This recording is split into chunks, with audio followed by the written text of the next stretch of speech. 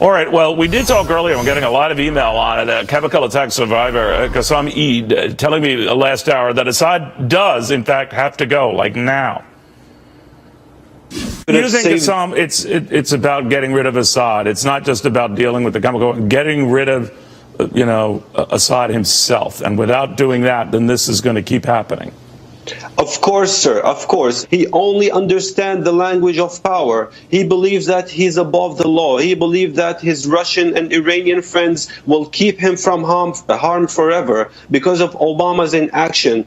If Assad will stay in power, there is no way we're going to have peace. There is no way you can defeat ISIS. There is no way you can defeat extremist groups because they will always have a recruitment tool.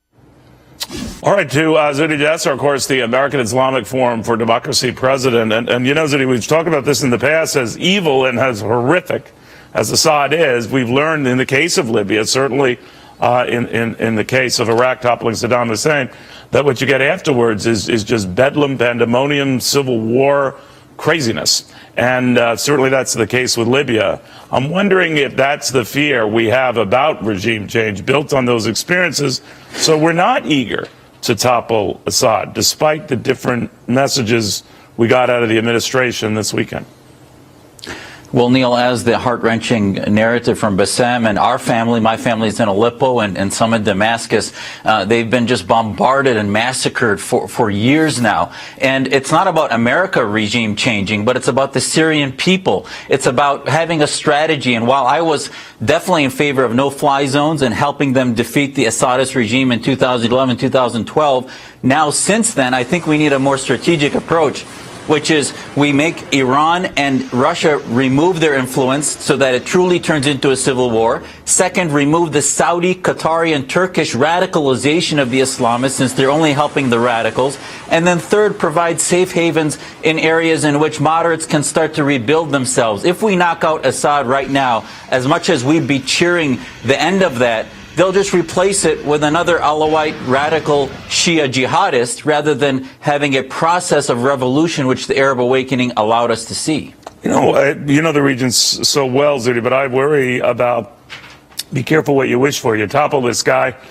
Democratically elected governments and their sustainability are extremely few and extremely far between in this region.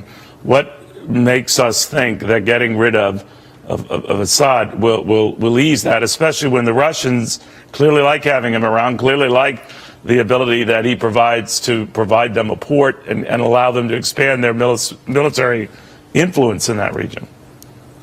Well, any time in history, Neil, that we've seen, whether it's Hitler, Stalin, Pol Pot, we never really thought, well, what's going to follow? We said the moral righteousness of the world is to end that genocide. The moral righteousness is to help the revolutions within. No doubt, but that was the moral righteousness in getting rid of Gaddafi, and well argued in Libya, right?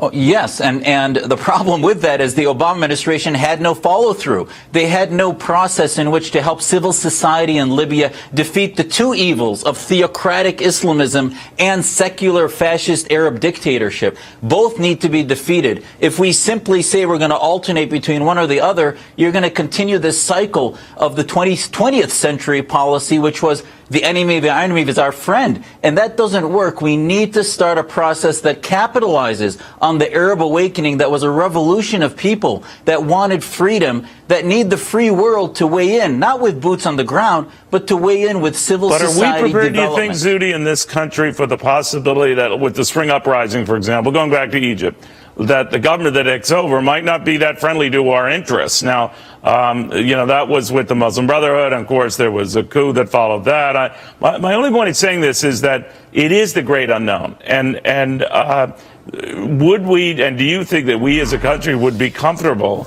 in leaving it in the hands of people who ultimately might form a government that would be even hostile to the United States? Well, I mean, if you look in Iran, for example, the Shah, as much of a dictator as he was, we were left with an Iranian revolution that's been horrible. Right. But to this day, the Islamists of the last 30 years in Iran would never re-elect an Islamic theocracy. So at some point you have to allow them that organic evolution against the processes of Islamization, if you will, so that they can defeat it. The revolution that got el-Sisi back was 10 million people that came to defeat the Brotherhood. So 1 year of the Brotherhood running government in Egypt did more to destroy the Islamist ideas than 60 years of Nasser, Sadat, and Mubarak. So the natural organic revolutions, I think, if our government, if the Trump administration can present it in a way that it's not like Bush said, mission accomplished by just getting rid of Saddam, but rather mission accomplished over the next generation of transformation peacefully and through civil society democratically. Zuhdi, very good seeing you. Thank you very, very much. Anytime. Thanks, Neil. All right, Fox Business Network is learning, as we've been saying, that detailed tax plans are